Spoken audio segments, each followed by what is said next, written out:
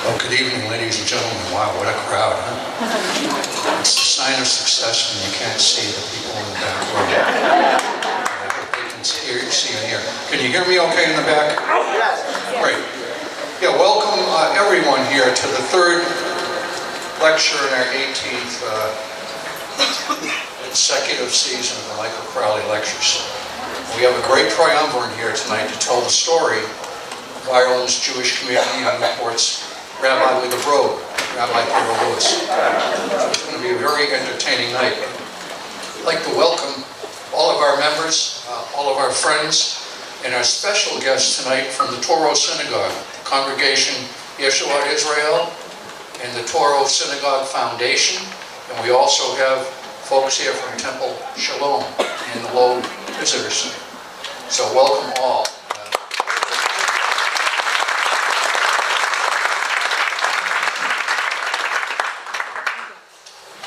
Before I say a few more words of introduction, I'd like to mention 11 days from now, 15 November, Salve Regina University, Antone Hall, we have Cale Dunn, Ireland's Happy Man, who will be providing some festive music along with some food and drinks to guide us into the holiday season. And I ask that you bring a friend. It's not a moneymaker. We're asking $20. And that will pay the bills if we get sufficient people there. If not, may not pay all the bills.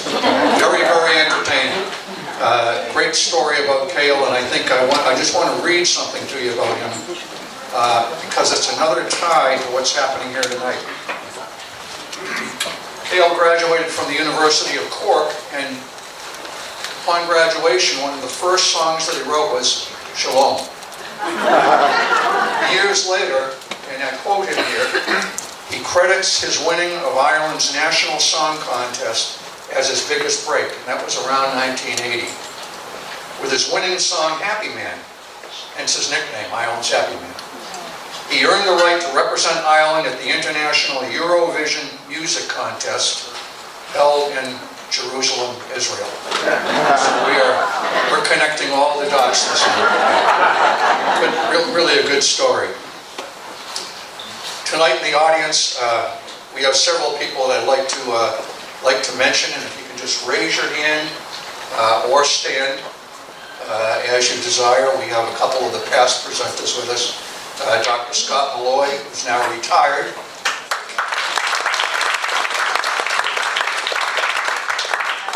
And haven't seen him. Dr. Don Degnan was to be here tonight. Is he in the? No, he's not in the crowd. Okay. Very pleased to have with us Rabbi Mark Mendel, the spiritual leader of Yeshuat Israel.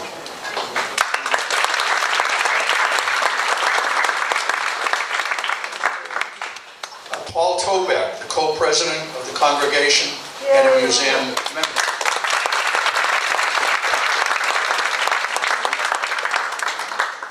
I know we do have B. Ross with us, the president of the Touro Synagogue Foundation.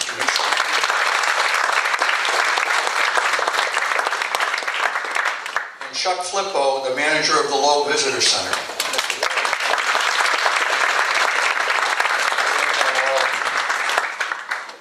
Now I'd like to ask, so that the members can get a feel for this, to have all the members of the congregation, the foundation, the Low Visitor Center, and Temple Shalom, please stand, so we can get a feel of it.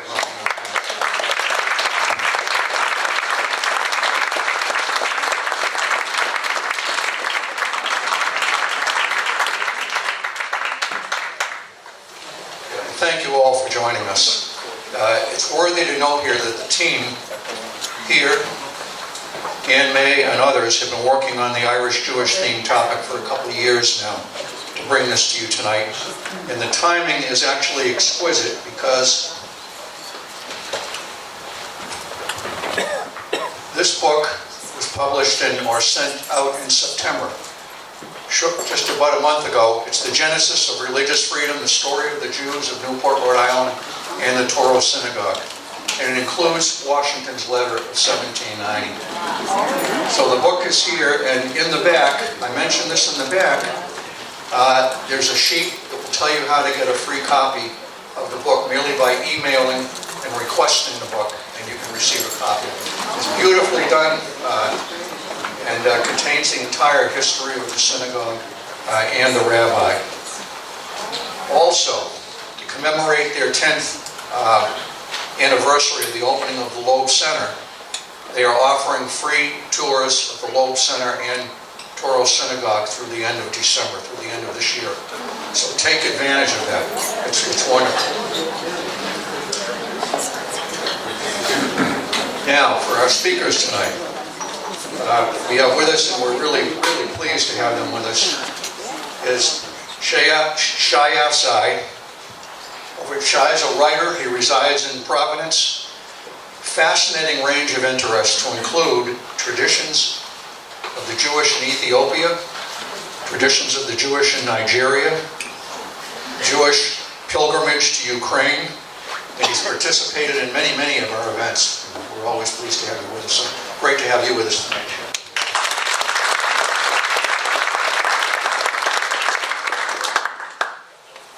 To his left, Dr. Sean O'Callaghan, Associate Professor of Religious and Theological Studies at Salve Regina University, and also the Graduate Director of the Masters of Arts and Doctorate of Arts and Humanities. Great to have you with us.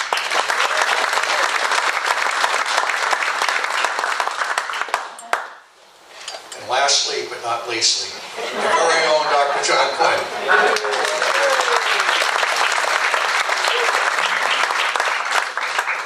So thank you, and I'm going to turn it over, and you're going to get a lot of good first-hand information tonight.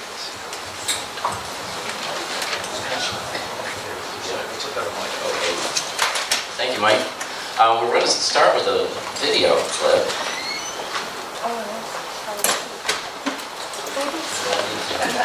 Do I need to keep clicking? Technology never likes me.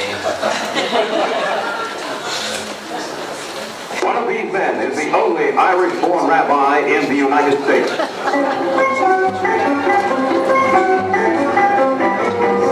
What is your name, please? My name is Rabbi Theodore Lewis. What is your name, please? My name is Rabbi Theodore Lewis. What is your name, please? My name is Rabbi Theodore Lewis. Two of these people are imposters. Only one is the real Rabbi Theodore Lewis, and is the only one born to tell the truth. And here's our host, Rod Collier.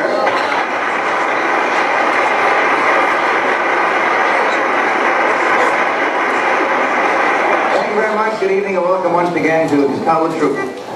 Now may I introduce our panel. First, smiling and lovely as always, Jane Miller.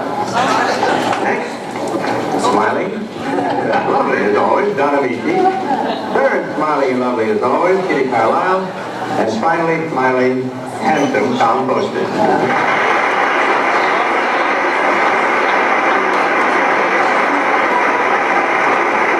Now may I ask you to follow along, if you will, please, with your copies of this first affidavit.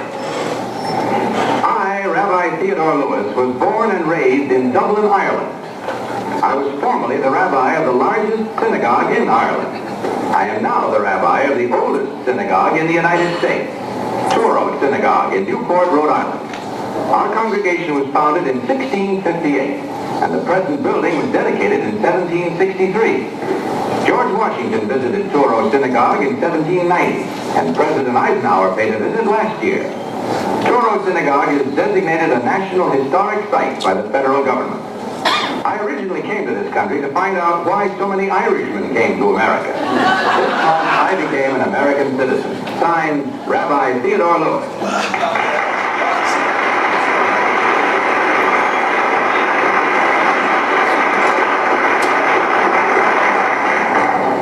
Now, panel, you've heard these gentlemen all claim to be Rabbi Theodore Lewis, Irish rabbi. Are you all ready to play our game, gentlemen? Okay, let's start this questioning with Don Amici. Don? Thank you, Bud. Number two, what is the second book of the Bible? Second book of the Bible is Exodus. Number one, what is the third book of the Bible? Deuteronomy. Number three, what is the fifth commandment?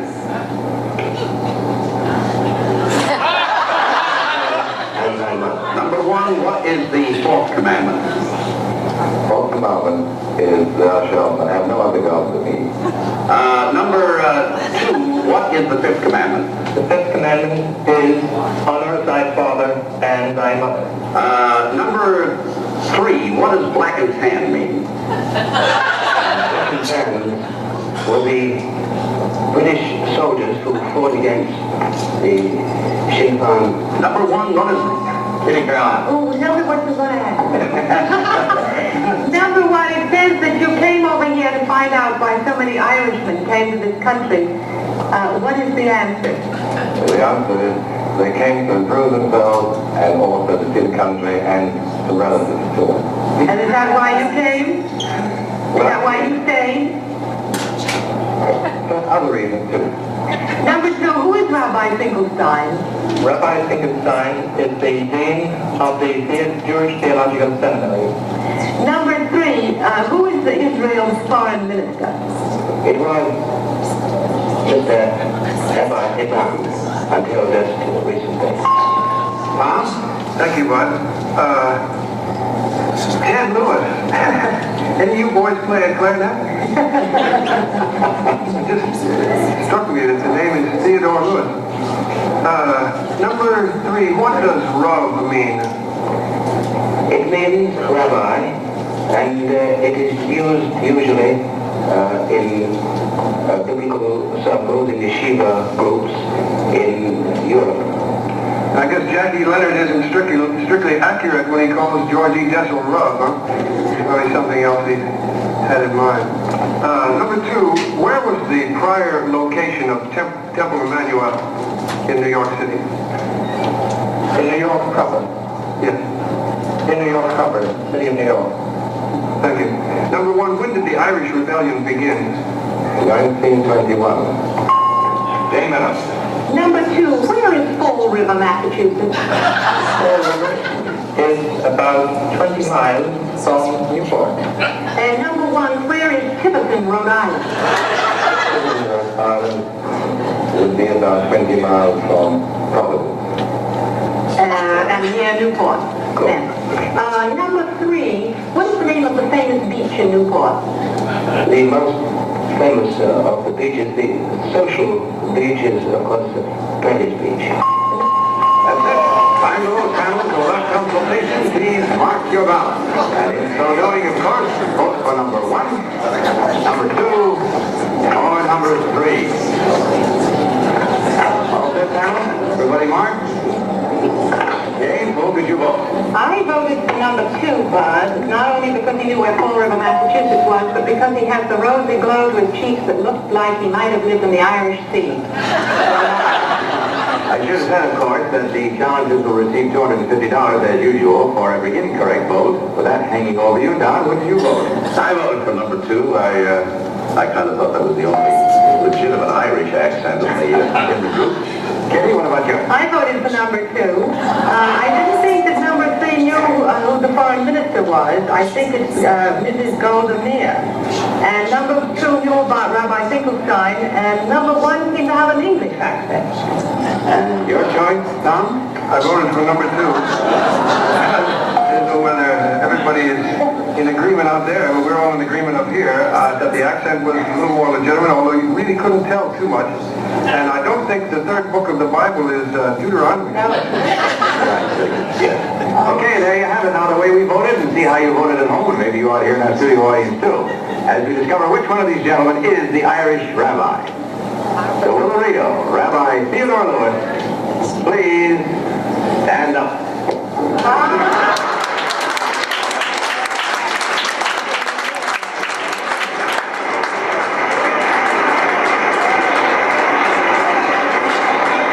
Thank you very much, sir. Number 1, would you tell us your real name and what you really do, sir? My name is Philip Collick. I'm a dealer in antiques on 57th Street in New York City. My gallery is Philip Collick. Thank you, sir.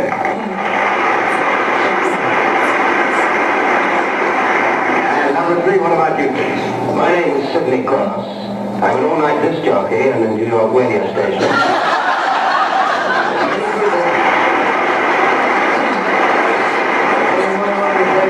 Many people know me as the voice of the night because I tell horror and suspense stories. So now you know. Well, there you have it. And as we see, the score is really going along rather nicely here, and checking it over, we we find it was unanimous for the panel. That means, of course, there are no incorrect votes. However, Marlborough gives $150 that will be divided among you, 3 ways, of course. I do understand that your winnings, Rabbi, will be donated to the Touro Synagogue Restoration Fund. Would you mind telling us something about that? But the Touro Synagogue is one of the finest examples of classical colonial architecture. Currently, we are embarking on a restoration program, and we hope to finish the restoration of the synagogue in October.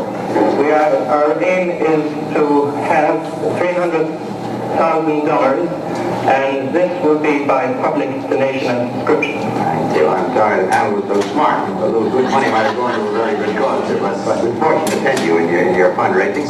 Gentlemen, thanks so much for being with us. Hope you had fun on your way out. You'll find a kind of Marlboro cigarettes for each of you.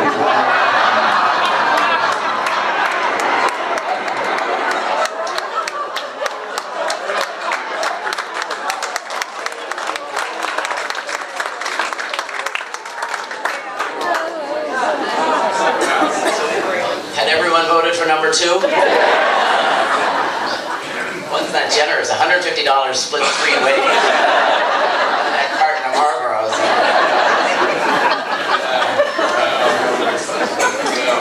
Well, so I'm going to provide a brief history of Ireland's Jewish community. So it's Shai and Sean are going to be talking about Rabbi Lewis. So first I want to thank Dan Titus. He's our IT wizard at Salve, and he's working hard to put this all together for us tonight.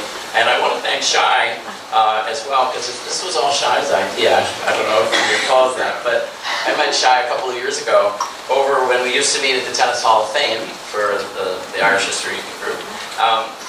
And Shai suggested this panel on Rabbi Lewis and Irish Judaism, and it all sounded kind of interesting, but I thought, I'm not sure that would last a whole hour.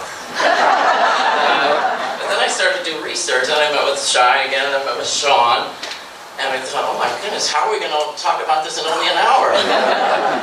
There's so much to say, so hopefully I'll try to keep to my piece, but they'll be after me if I talk too long. I guess my first point I want to make about Ireland's Jewish communities, I feel like their experience has generally been a positive one. So that's the argument I'm going to make. Most of the Jews who came to Ireland were fleeing terrible persecution elsewhere, and they came and found safe refuge in Ireland. And I think many of the Irish people really sympathized with them, and I think some at least saw a parallel with their own experience facing oppression, and kind of naturally felt some sympathy for the Jewish immigrants. Now, I'm saying that's my general point, but I have a couple of other points to make which kind of complicate the story. But history's complicated, I think. It's often a little bit gray rather than black and white. So, well, let me start with, I looked at the Jewish Museum in Dublin. I didn't know there was such a place, but I'd like to see it the next time I go. They point out there was a small Jewish community in Dublin in the mid-1700s. So the Jewish community goes back that far. And there was a synagogue in Dublin in the mid-1700s for 40 families. Now, it seems like the community didn't last that long. It dispersed after maybe a generation or so. And so by 1800, really, there was no Jewish community to speak of. Maybe a few scattered people here and there. Well, but at this time, in the early 1800s, there was a great champion for the Jewish community, and that's Daniel O'Connell. And I want to just talk about him. And I bet those of you who have been to Dublin, you've been here, haven't you? Doesn't that look familiar? Wait, maybe. That's the statue. But it's O'Connell Street, right in the central part of Dublin. You're right in the middle of Dublin with the big statue of Daniel O'Connell. Well, O'Connell was a lawyer who campaigned successfully in the 1820s for Catholic emancipation. This would allow Catholics to sit in the British Parliament. This was the last of the penal laws that the Irish Catholics suffered under. And he was successful in getting this in 1829. And he got basically the first seat for a Catholic in 1830 in Westminster. And for this achievement, he gets nicknamed the Liberator by the Irish people for his work. And I think he really saw himself as a liberator of all peoples. Because as soon as he got into the British Parliament, he campaigned for the abolition of slavery in the West Indies. And he really fought for that, and in 1833, Jamaica, Barbados, all those places with the sugar plantations had to free their slaves. 800,000 slaves were freed, and O'Connell was very pleased about that. Well, and after that, he then took up the issue of Jewish emancipation, working with a leader of the Jewish community from England, whose name was Isaac Goldsmith. O'Connell backed bills, and so those would have been similar to Catholic emancipation, to drop the limitations to keep Jewish people from serving in the British Parliament. And several bills were proposed, and each time somebody thwarted it. Either someone in the House of Commons, or it would get through the House of Commons, but then it would be blocked in the upper house. And so O'Connell didn't live to see Jewish emancipation. It's going to happen in the 1850s, but the Jewish community still felt indebted to him. I think he kind of got the ball moved down the field. He didn't quite get it into the end zone, but so anyway, so he's an important figure, a friend of the Jewish community in Ireland. Let me jump forward now to the 1880s, into Russia. In 1881, the Tsar of Russia, Alexander II, was assassinated by revolutionaries. In some ways, Alexander II was kind of like Daniel O'Connell. His nickname was the Liberator Tsar. So we've got the Liberator in Ireland, the Liberator Tsar. The reason he got this name, the Liberator Tsar, was he had freed the serfs in 1861 in Russia. So the last country that still had serfdom, he ended that. But he saw himself as a reformer as far as the Jewish community was concerned as well. He helped to lift some of the restrictions that had been imposed on the Jewish community earlier. And he really tried to be kind of a patron for them. Well, 1881, he's assassinated by revolutionaries. His son, who's also named Alexander, Alexander III, didn't share his father's sympathy or interest in the Jewish community at all. And so just months after Alexander's death, a series of punitive new laws are imposed on the Jews in the Russian Empire, limiting where they could live, a zone called the Pale. That's funny too, if you know Irish history, that's the Pale in Ireland. What jobs they could hold, where they could study, when they could travel. So all of these restrictions are imposed. And then worse yet, violence really broke out against the Jews, shortly after the assassination. This mob violence was often led from up above. It was the government officials, it was the police kind of egging on the Russian people. So some terrible violence happened to the Jewish people.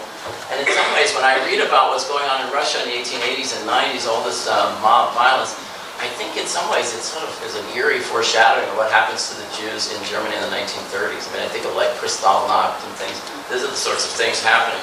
I thought this cartoon was pretty neat, and I don't know if people can make that out. I don't know how visible it is to folks, but can you see this is a Russian Jewish person under all these burdens, being oppressed, and can you see who's pointing a finger? I don't know if people can see that. Who do you see that? Teddy? Yes, Teddy's pointing a finger at the Russians, scolding them for the oppression. And then you can see here the smoldering village, right? They're coming out of this sort of terrible oppression that they're experiencing. So I thought that was a kind of a good visual. So in response to both the legal, measures enacted on them, but also this terrible mob violence, the Jews start to really flee the Russian Empire in the 1880s and 1890s. And as probably most people know, they end up largely in the United States and typically in New York. Well, many of them would go through Ellis Island and then settle in New York and Manhattan and Brooklyn. But small numbers end up in Canada, South Africa, England, and Ireland. The people who settled in Ireland tended to be from Lithuania, and Lithuania was still part of the Russian Empire at this time until World War I, so this was a Russian domain. And it seems like just the Lithuanians ended up in Ireland. Now, I don't know how that worked exactly, but I guess some people settle there and then they tell their cousins, and then more people the chain comes. But and so in Dublin, Lithuanian Jews established a neighborhood known as Little Jerusalem. This is on the south side of Dublin. And an enclave called Jewtown in Cork. Some settled in Belfast, up in the northern part of Ireland, and a few settled in Limerick. So those 4 cities. We think by 1900, maybe 5,000 or 6,000 Jews in Ireland, which I was trying to do the math, 1/10 of 1% of Ireland. So just a small little sliver. Okay, well let me jump forward now to 1916. we're in the middle of World War I, right? England's bogged down in a very bloody, nasty conflict on the Western Front, trying to shore up the French, who are now being attacked by the Germans. And so with England distracted, Irish revolutionaries always think this is the time to act, right? England's difficulty is Ireland's opportunity. That's the revolutionary slogan. Well, Patrick Pearse, you know Patrick Pearse? He seems like such a mild-mannered person. He's a school teacher, but he was also a fire-breathing revolutionary. He decides to strike on the day after Easter in 1916. In what will be known as the Easter Rising. 1,000 rebels answer Pearse's call and participate in what will prove to be a doomed effort, fighting against the British military, right, in Dublin. Well, to my surprise, several Jews took part in the rising for Pearse. So out of those 1,000, and at least one died, was counted among the dead in this week-long conflict. Well, after the rebels surrendered, oh, and of course you may know the headquarters for the rebels. Maybe you've been there.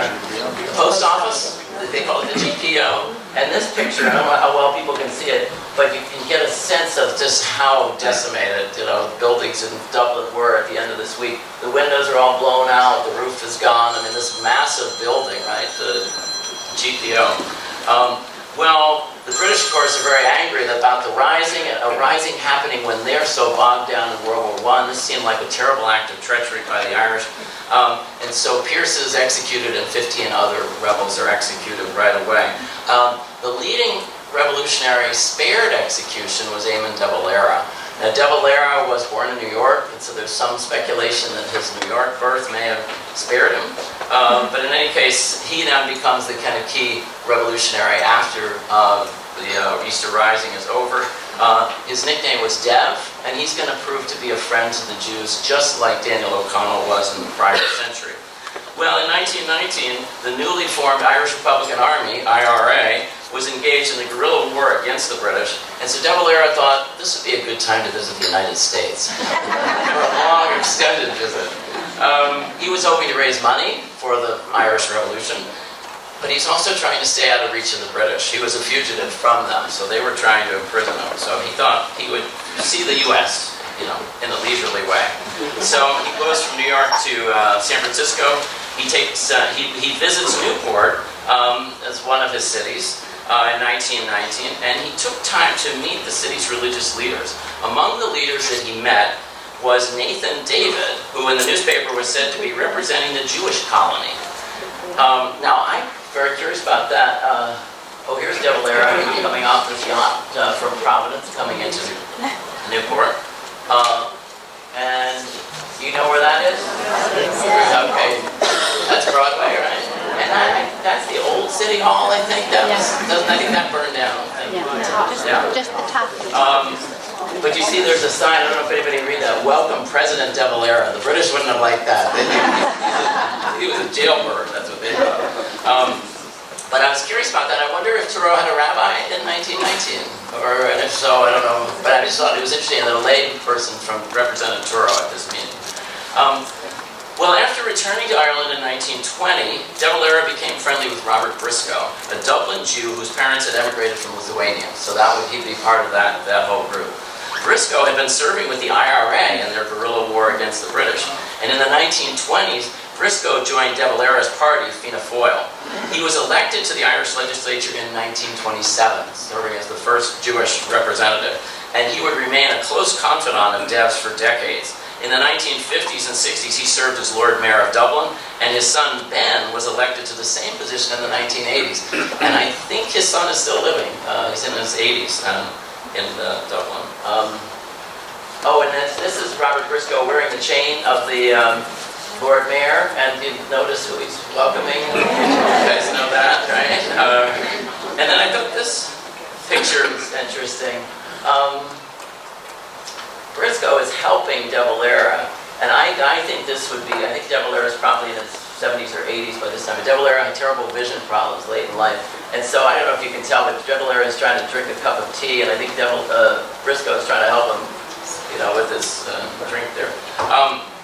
Well, de Valera became Prime Minister of the Irish Free State in 1932, and during 16 years, he took some actions, small and large, to help the Jewish community.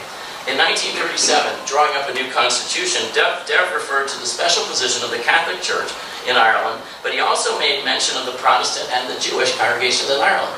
And that line is still in the Irish Constitution, this little phrase, respecting the Jewish congregation in Ireland. Well, in the late 30s, De Valera intervened on several occasions to help Jews seeking to get out of Nazi Germany before the start of World War II. And Dublin's, the equivalent of their State Department, was moving very slowly in processing applications and visas, and De Valera jumped in on a few occasions to try to get things moving, to break the logjam and let the Jewish people get into Ireland.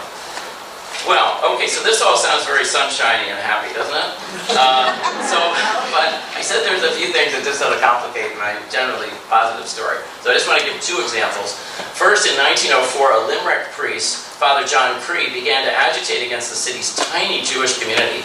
He depicted the Jews as greedy moneylenders and urged his parishioners to shun them. Many people followed his direction and had nothing to do with Limerick's Jews. Worse yet, in a few cases, Jews in Limerick were assaulted, including the rabbi. There was a rabbi in Limerick, and I think people were throwing rocks at the rabbi. So that's 1904. And now, the second incident is particularly strange, I think. May 2nd, 1945, Dev, dressed in formal attire, visited the German embassy in Dublin to offer the Irish government's condolences on the death of Hitler. Hitler and his new wife, Eva Braun, had committed suicide 2 days earlier in the bunker. They got married on April 29th and committed suicide on April 30th, so not much of a honeymoon there. One Jewish politician interviewed in 1996 said that Dev's action still rankled the Jewish community. Now, 50 years later, they hadn't forgotten what Dev did there in 1945. Well, I want to mention, I think both of these incidents are troubling and complicate my story, but I want to make a couple observations about them. First, Father Cree's actions were not approved by his religious superiors, and they ended up transferring him soon after to New Zealand. And as far as I know, he never made it back to Ireland. But he dies in New Zealand. And then secondly, Dev had just paid tribute to FDR, because FDR dies 2 weeks before Hitler. And so Dev had this big kind of tribute to Franklin Roosevelt. And my understanding is, I think this was a very misguided attempt by Dev to show that the Irish Free State didn't take sides in World War II. We just paid tribute to the United States, now we pay tribute to the Axis powers. I think it's worth noting that as bizarre and indefensible as Dev's action was at the end of the war, the government of Israel didn't hold it against him. In 1966, Dev, who was then in his 80s and nearly blind, right, the vision problems got worse for him, he was notified that the Jewish community in Ireland planned to establish a De Valera forest in Israel. And I think this was Robert Briscoe was behind this in Ireland, but he worked with the Israeli government. 10,000 trees would be planted outside of Nazareth to recognize all that De Valera had done for the Jewish people over the years. De Valera was unable to travel at this point, so he simply told the organizers that he was thrilled. And the De Valera forest went in, and it's still going strong. But you recognize the person there. But so that's 2016, the De Valera forest, 50 years. So still there outside of Nazareth. So to conclude, I think Ireland's Jewish community has really flourished over these last few decades. Members of the community, people like Robert Briscoe, have taken a prominent part in Irish civic life while still maintaining their distinctive religious beliefs and traditions. Thank you. I'll pass this on to Sean.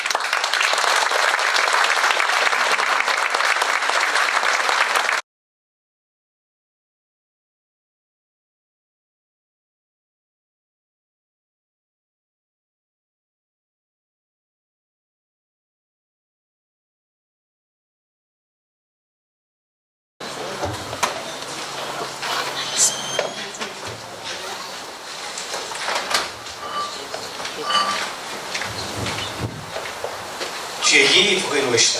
Tá fáilteú an seo annacht, fáilte go háirithe is na daoine ó Touro Synagogue. My opening words in Irish, my own native language, which I used to speak fluently, now I'm very, very rusty in it. I welcome you here. I particularly welcome the people from Touro Synagogue here. But Rabbi Lewis had some familiarity with Irish, and he tells a story that when he first came to the States, he met a police officer, an Irish officer, who greeted him in Irish, and Rabbi Lewis was really taken aback, and he felt his Irish maybe wasn't good enough, so he answered the officer back, but felt really bad about the standard of his Irish. And then when he discovered that the officer didn't have any other Irish except for a lot better. I just want to begin by saying it's been an honour to read through the 2 published volumes of the Rabbi's works, Touro Synagogue sermons and Bar Mitzvah sermons. When I first came to Newport, my Irish accent, which is hard to kind of disguise, always elicited the question as to whether I had known or met Rabbi Lewis. Of course, I hadn't. I knew very, very little about him, actually. And really, it's only in preparation for my talk tonight that I really feel I've kind of gotten to know him a little bit. And over the past few months, I've experienced him as an intellectual companion, a spiritual companion, as I've read through these books, and traveling with him on a journey really through his religious and theological thought. It's been humbling, it's been moving, it's been enlightening, and it's no exaggeration whatsoever to say that the people at Touro Synagogue, the people of Newport, Rhode Island, had among them for 36 years an outstanding scholar. He was an outstanding scholar of Jewish thought, of the Torah, of the Talmud, and of Jewish ethical teaching, Musar, which is a system of moral and ethical teaching. So this evening I'm just going to briefly explain his theological thought. I'm going to look at some themes which run through his sermons. It's been really difficult to kind of limit this because there's so much in these books. The books might look fairly short, but there's so much in it because he writes in a style in which he packs a huge amount of information into a single sentence. So to describe his work as rich would really be a vast understatement. Every sermon is dripping with distilled scholarship. His sermons are short, usually about maybe 3 pages, 2.5 pages long, but really detailed. They contain no padding whatsoever. Every sentence is very sharp, very focused. There's a sense of urgency about his sermons. It's like he's a man in a hurry to impart what he believes God has given him to say. Every single sermon is a call to action. Every single one. I didn't come across one single sermon where he didn't call people to action. And not one of his sermons is delivered for any other reason than to evoke a response in the people that he's preaching to. He challenges people, he reminds them of their responsibility to live up to the ideals passed on through thousands of years. But the burden of history really is present in every paragraph. And the reasons for his urgency, I think, are not really difficult to discern, because his thought was rooted, and I really mean rooted, in his experiences at one of the most important yeshivas, or Jewish schools of learning in the world, Mir Yeshiva in Poland. Let me just get it there for you, or I've done something wrong. Oh no, it's okay. So Mir, this is Mir. It doesn't look much, but every single thing he preached, his own personal Jewish life, was mediated entirely through the lens of his experience in this Jewish school, situated near the Polish-Russian border. And when you hear that he attended Mir from 1935 until 1939, then you immediately grasp the importance of the time period which he spent here. He escaped the Nazi invasion by the skin of his teeth. And the fate of those who did not, the fate of those from Mir Yeshiva and from the town itself, profoundly affected him and profoundly shaped his own Judaism. And really, to put it succinctly, he knew that he owed his fellow students, he knew he owed the people among he lived in this town, most of whom did not survive. He knew that he owed them, that he himself would live a life worthy of them. And this is something he did. He was unflinching in holding himself to the very highest of standards, in preaching a message which would spur his congregation on to aspire towards the highest goals. His account of his time at Mur is really moving. His passion for Mur shines through. It's a passion for the people, a passion for the teaching. Both teaching and people cannot be separated because they shape each other in this remarkable school. As I say, it really doesn't look much, but this was a place where hundreds of people came from all over the world to learn. It wasn't situated in the great city of Warsaw or Krakow. It was in a tiny village not far from Russia, near a very provincial town. There cannot have been too many Irish people, I think, living in Poland in 1935 when the young Theodore Lewis arrived. But then you wouldn't expect there would be any Americans there or any British citizens. But in the yeshiva at Mur, a tiny village whose existence was even a surprise to the Polish consul in Ireland. When the rabbi told the Polish consul he was going to Mur, the Polish consul had no idea where this was. But this school was so respected, the students travelled from all over the world there. And Rabbi Lewis explains that while most of the students were Polish, about a quarter hailed from outside of Poland. So there were 40 Americans, 30 Germans, 6 Austrians, 3 French, a Swede, a Dane, 8 English, 3 Canadians, 2 South Africans, 4 Belgians, and 3 Irish. As a teenager, the rabbi had left Ireland to study at the yeshiva in England, so even before travelling to Mur, he was a fine scholar.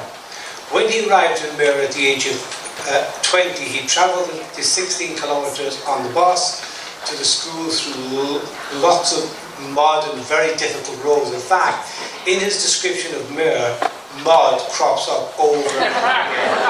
And he says basically that the muddiness of the road around the village sometimes trapped the students there. They just couldn't get out, they couldn't escape.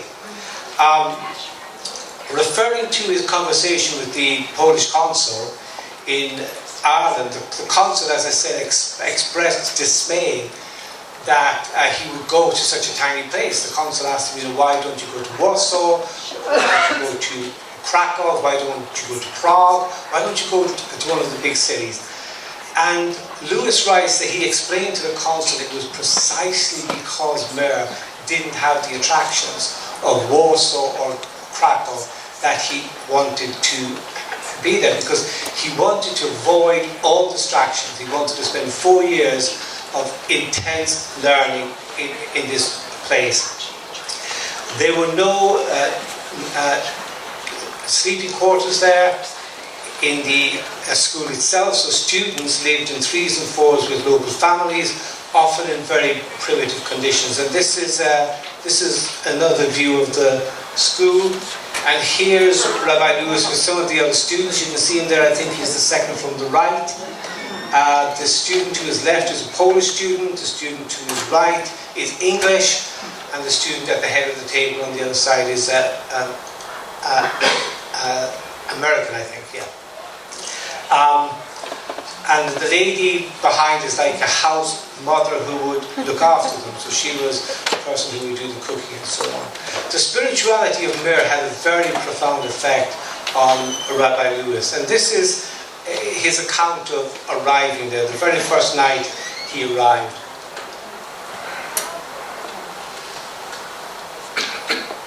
He says, my first impression of the yeshiva was a soul-stirring one. It was late at night when all the students were engaged in the study of Musar, personal ethics and piety. And as I traversed the grounds of the yeshiva, I heard a voice of yearning, a yearning towards spiritual uplifting, a voice sublime which made all things material recede in the distance. I can still hear that sound, deep emotion ringing in my ears. It was one of the few experiences I will never forget. As I entered the glass doors, a most impressive scene met my eyes. Over 400 young men were poring over books of Musar, in which they were intensely engrossed. The sincerity of the sight which I witnessed moved me profoundly. So 400 people there. In 1939, the rabbi and other foreign students at Newport were advised by the British consul to leave very, very quickly. And the rabbi faced a harrowing journey home. It was too dangerous to travel to Germany and France, so he had to take a very long and circuitous route back to Ireland, through Latvia, Estonia, Finland, Sweden, Norway, and then England. And he didn't have enough money to get back, so he had to borrow money for the journeys. He faced a very, very dangerous journey by ship, because from Bergen to England, because the ships could be sunk by the Germans. His sermons, as I said, they very much reflect on a holding of himself to a very high standard, motivated, I believe, by a desire to do justice to the memory of his fellow students, because very, very few of those students survived, and the townspeople of Mer, there were over 500 Jewish families there, they were mostly killed. Once a student I taught myself told me that he'd been rescued from drowning by a cousin, and the cousin died in the attempt to save him. And the student explained to me that now he felt he was living his life for two people. And I feel the rabbi, the strong sense I get from his writings is that he's doing exactly the same thing. He's living his life, not just for himself, but for the students and people of Mer. The sermon delivered by the rabbi on the 225th anniversary of Touro Synagogue on December the 9th, 1988 illustrates this well. He reflects on the occasion being Hanukkah and on the fact that the dedication of Touro took place on Hanukkah in 1763, and he speaks of the festival of Hanukkah. He says it's a testimony to the triumph of the Spirit over brute force. Judaism was saved from extinction by an heroic band of valiant men who refused to be intimidated by the force of superior arms. And the rabbi here is explaining the events which led to the very first Hanukkah, when Jews rose up against their oppressors around 168 BCE. Antiochus, a Syrian Greek king who ruled a vast empire which included Jews, realized he could never conquer the Jews unless he first wiped out the Jewish faith. So began a period of intense persecution. And Hanukkah, the Feast of Hanukkah, then celebrates the defeat of the Syrian Greeks and the rededication of the Second Temple in Jerusalem. And having explained the origins of Hanukkah, the rabbi then turned his attention to the person of Dr. Isaac Touro, who had delivered the Hanukkah sermon when the synagogue was first opened in 1763. And Rabbi Lewis draws a comparison between the attempts of Antiochus to destroy the Jewish people and the attempts of the Inquisition to destroy that very same faith in more recent history. And the result of that persecution, as Shai said, was the travelling of several Spanish Jewish families to Newport around 1658 to seek refuge. So having given the historical context, then he talks about Antiochus, he talks about the Inquisition, he turns his attention to the congregation in front of him in Touro Synagogue, and he says this, he says, "You, my friends, the historical successors of those who built this synagogue must respond to the challenge which is before you. You have lived in tumultuous times in which an attempt was made by the hate-intoxicated Nazis to destroy the Jewish people, 6 million of whom were exterminated. However, once again, their nefarious plans were thwarted. Once again, the words of the prophet were fulfilled. Not by power, not by might, but by my spirit, saith the Lord of hosts. The torch has been handed over to you. Remember I said, every time he preached, he issued a challenge, a very strong challenge. In those words, I think the rabbi must have seen before his eyes the students and the townspeople that he had lived among for 4 years, and who had faced Antiochus, the Inquisition, and personal destruction, all in the same moment, really, at the hands of the Nazis. He traces a direct line between the attempts to destroy the Jews under Antiochus, through the attempts to do the same with the Inquisition, and finally the Nazi Holocaust. He celebrates the endurance of Judaism, but it's an endurance which is always achieved through sacrifice. And he, over and over again, and in this particular sermon, he exhorts the people before him to raise Jewish consciousness within Newport itself. In virtually every sermon he preaches, he stresses the importance of the visible practice of faith, attendance at synagogue, the study of the Torah, and intense cultivation of personal piety. For the rabbi then, Jewish life was rich, it was a challenge, it was an adventure, it was dynamic, it was alive, it should infuse every aspect of the believer's life. Not one of his sermons is speculative. He was trained as an expert theologian. Anybody who's met theologians know they can be a little kind of lofty. Anyone who's met a philosopher knows they can be even more lofty. But every sermon he preaches is really, really practical. Not one sentence is wasted. He makes every word and line count. His sentences are short, they're directly to the point.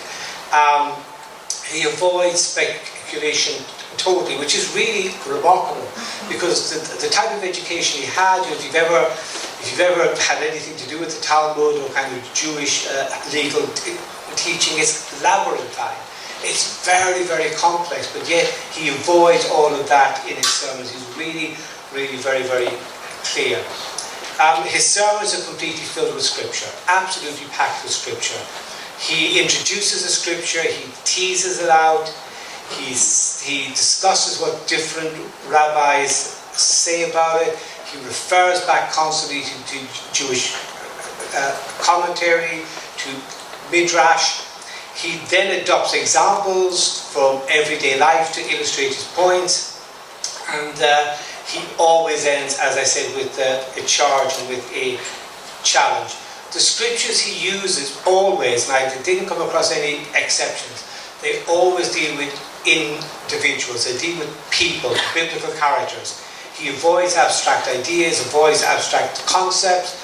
He employs careful exegesis to explain why the people acted as they did. He unpicks the scriptures really expertly, and then he says, Rabbi X says this about the scripture, Rabbi Y says something else, Rabbi Z says the two of them are wrong.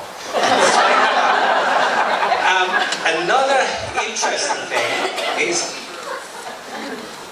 he's unsparing in his criticism of biblical characters. If they don't live up to high ideals, he doesn't let them off the hook. And he's particularly harsh on Noah. I felt very sorry for Noah, actually, because Noah, despite being called blameless in the book of Genesis, he's a righteous man, he's blameless among the people of his time, he does not meet Rabbi Lewis's exacting standards. He might have built an ark, he might have saved humanity, he might have saved the entire animal kingdom, but Rabbi Lewis is not impressed with it. And I think he's reflecting the deliberations of many rabbinical kind of musings, maybe through the night when he was at prayer. For the rabbi, faith is really important, but it's active faith. He always concentrated on active faith. And he says Noah was wanting in faith. He said he was only blameless among the people of his time because the people were so awful that anyone would look good in comparison. And he actually writes this, he said, had Noah lived in the days of Abraham, he would have been insignificant, undistinguished, and without merit. And the key to understanding this, however, is how he viewed Abraham. And I've easily identified the person of Abraham as the rabbi's favourite biblical personage by a very long while. He's mentioned in his sermons more than any other character. The rabbi's love for Abraham is based on one crucial virtue, which I think tells us a lot about Rabbi Lewis's priorities, and that is that Abraham activated his faith. His faith was not passive, and for Lewis, faith must always inspire action. Noah had faith in the existence of God, but that wasn't enough. He was righteous in his own behaviour, but he didn't do enough to change the behaviour of those around him. He did not act sufficiently. And the rabbi explains this, he says, but say our rabbis, Noah was wanting in faith. He did not wholeheartedly believe that the earth would be flooded. He was convinced that disaster had come to the world only when he was forced into the ark by rising water.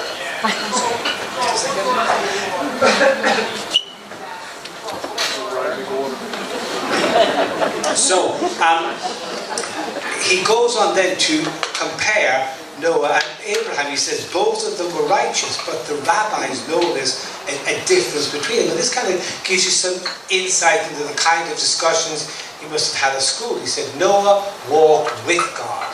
So Rashi, the commentator, the Jewish commentator, he says, explains that this meant Noah had to have assistance to support him. But Abraham says, God before whom I have walked. So Abraham then strengthened himself and walked on his own 2 feet. Therefore he was superior. And Abraham, he says, took the initiative. Noah did not. So be more like Abraham, he encourages his audience. And for Rabbi Lewis, because the Jews were the spiritual descendants of Abraham, then he said belief and faith must always compel action.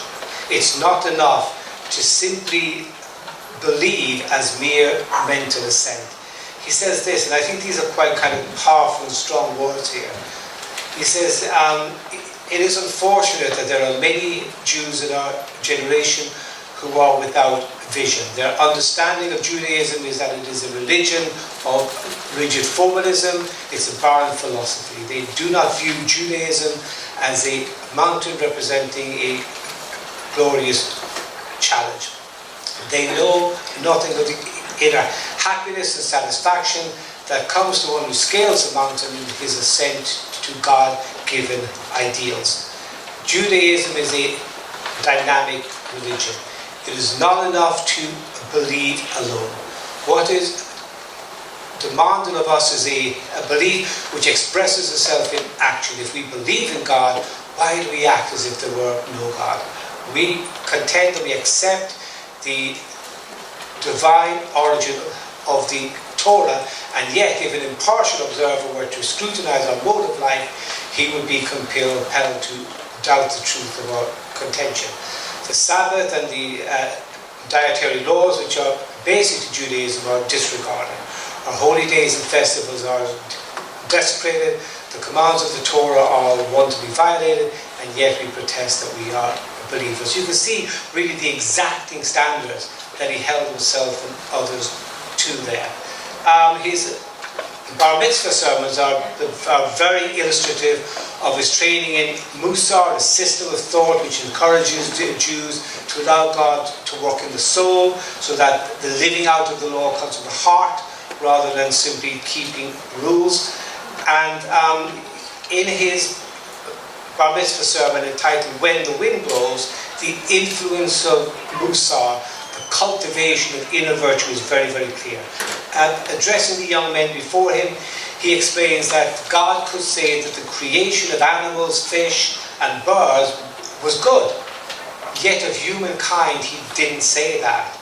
This, the rabbi says, is because animals, fish and birds were fully developed at the time of their creation.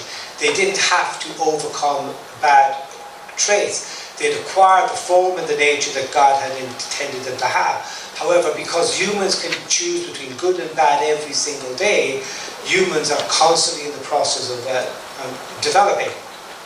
A human might be a criminal one day, and the next he says he can turn his back on crime. So to the young men being bar mitzvah, he says, you too face this challenges. You set out on the glorious adventure of life. Every day will bring about a change to your inner self. It's up to you to determine that these changes will be for the good. They may not be noticeable at first, and here I think then he gets into the heart of Musar teaching. He says, but with the passage of years, a pattern of conduct develops, and these changes become part of your person. Another theme which emerges over and over again is the shortness of life. He's very strong on advising people not to waste time, to lead a full life, to always do a little more. Do your best, he says, and then do a little more. He returns over and over again to the example of Abraham, and basically when he preaches to the young men in his care, he's always telling them to anchor their Judaism in their inner life and revive their spirits. He says in one sermon called How to Revive a Flagging Spirit, he says the reason why Israel survived the attacks and the persecutions that would have severely wiped out any other people was simply because, he says, the soul of the Jew is quickened to life by direct contact with the law of God. So when the body of the Jew was laid low by the military superiority of his enemies, his soul was kept alive by spiritual force which could not be destroyed. I could go on, but I know we don't have the time. But these sermons are really, really wonderful documents, and if you can read them, please do. So finally tonight, I want to acknowledge the members of Jesuit Israel present here. You're not just the spiritual successors of Abraham, you're not just the spiritual successors of the 15 Spanish Portuguese families who landed here in 1658, but I think it could also be said that you're the spiritual successors of the people of Mer, and that the people of Mer, the students of Mer, whose intense love for the Jewish faith, that faith was mediated to this city, to this synagogue by Rabbi Theodore Lewis over 36 years. So I think tonight is fitting to remember the people of Mer, and we remember them, we remember Rabbi Lewis. May their memory and his be always for a blessing. Thank you.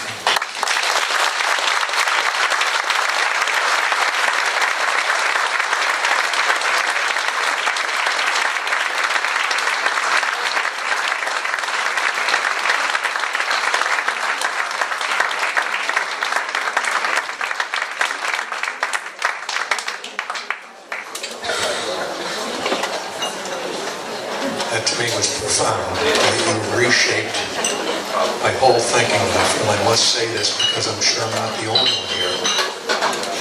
At the museum, although we celebrate the beauty of Touro Synagogue and the contributions of the Jewish community, we tend to more focus on the pre-famine and the famine Irish migration into Newport, the city builders and the nation builders, canals, railroads, Fort Adams.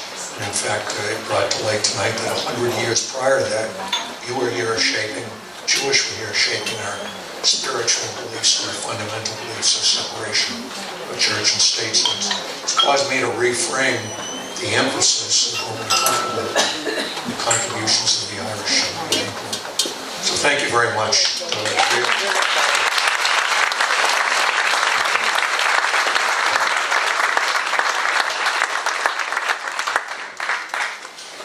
Thank you, Annie. The importance, the seriousness. Thank you to all. I'm a little laryngitis, but thank you to all about a raffle ticket, one or more, for the gift back from the Touro Synagogue Foundation. So we have one of Rabbi Lewis's books. It's the one with bar mitzvah sermons. It was a beautiful, really handsome paperweight. Thank you. And there's a pass for family visit. Thank you. Nice. And pull the number. Pull out your numbers, please. All right. 021218. 021218.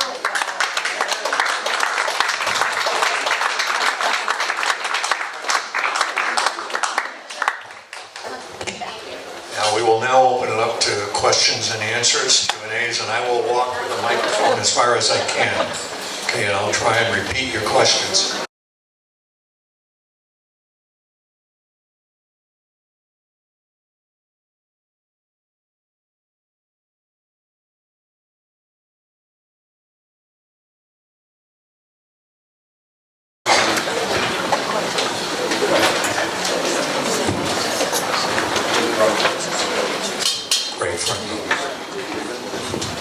I can't begin to thank you. It was just superb.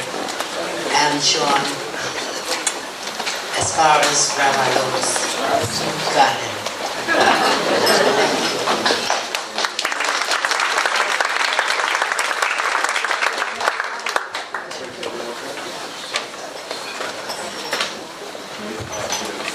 Yeah.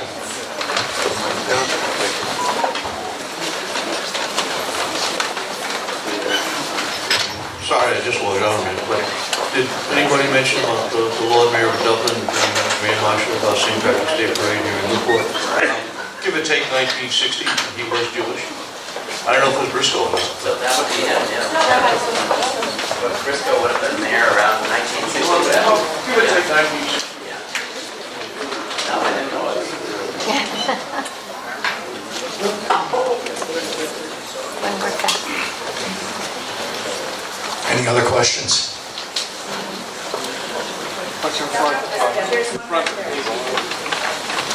And also, anyone have any comments they'd like to share about Rabbi Theodore Lewis? This is for Shai. I heard you say in the 1700s the Jews landed here in Newport. By the 1800s there weren't any in Newport anymore, and I didn't catch why that was. Did I get that right?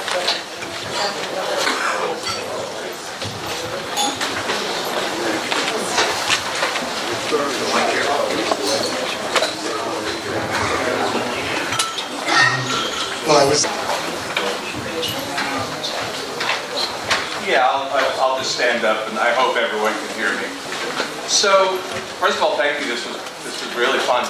I'll be upfront. I'm a scholar of American Jewish history, so forgive me.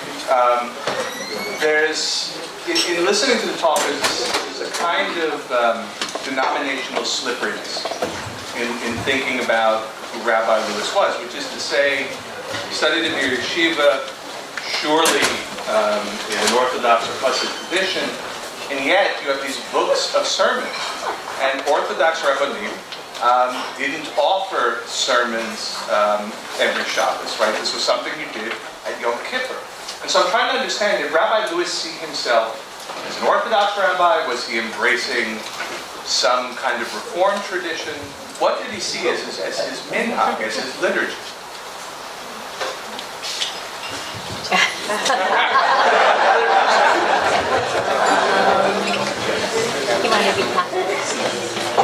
Yes, I would. And it's not because in the 19th century, the largest collection of Jews in America were, of course, Reform Jews. And so, yes, Reform actually did create traditional Shabbos sermons. I'm trying to understand, I guess we can answer it as a sort of simple yes or no. Did he see himself as an Orthodox rabbi, or did he see himself in some other way? Absolutely Orthodox. Yes. There's my answer, thank you. No, I'm suggesting that he's adapting from other places, that it's possible to think in different ways.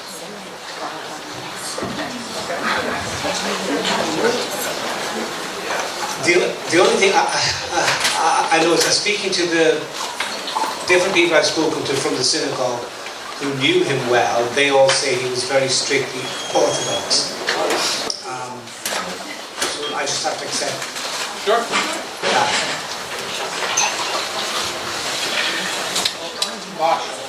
If anyone knew Rabbi Lewis, it was my husband, myself, my children, because he stayed with us for over 10 years when he left Newport.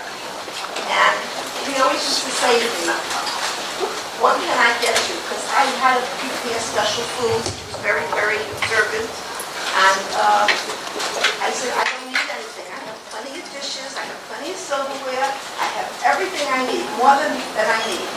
I said, "But there is one special gift you can give me." And he looked at me with his beautiful eyes, and he said, "You can't imagine what I want." So I finally said to him, "Just turn on your Irish brogue and give me all the water you can give me."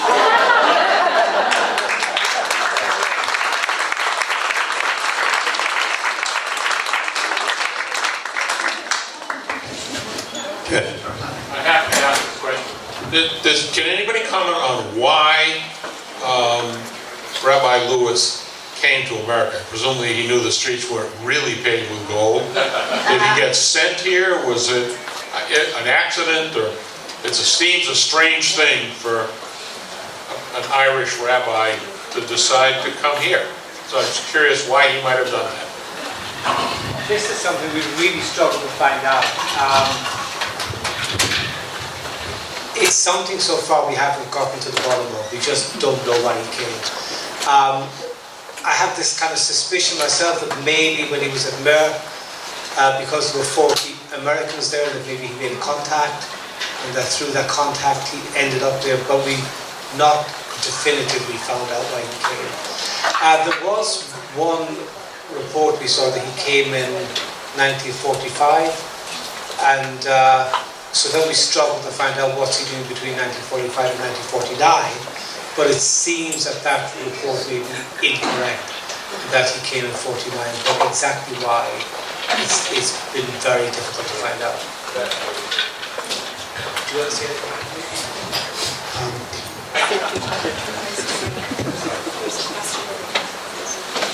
Do we know anything about his wife? He wasn't one of us.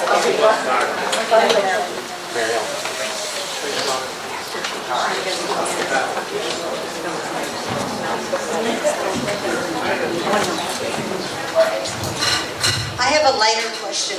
I wonder back in Ireland if the Jews of Ireland exchanged, challah recipes with the Irish, Irish soda bread recipes, or if there was any cross-fertilization of foods. Does anyone come upon that?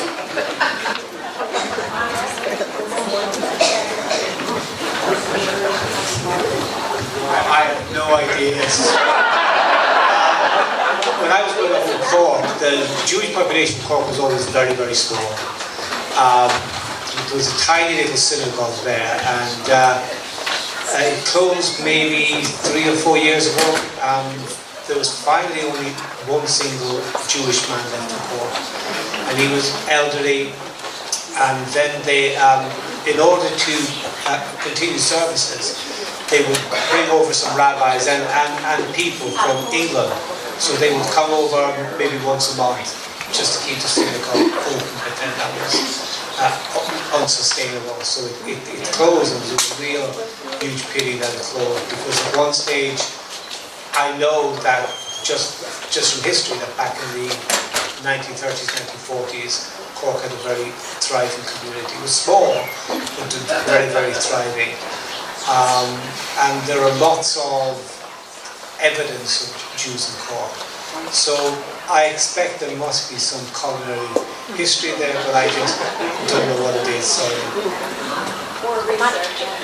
There's one more question here in the back. Oh, when, Two things. I believe that Rabbi Lewis had cousins in South Africa. So if he still has family there, maybe at some point someone could find out why he came here. And the second thing is, I once heard this, but I don't know if it's true, that at first Rabbi Lewis was refusing to leave Myra, but then his family got word to him that his mother was very ill, which was not true. And it was because of that he left. Right, okay. That isn't in the book, but it could be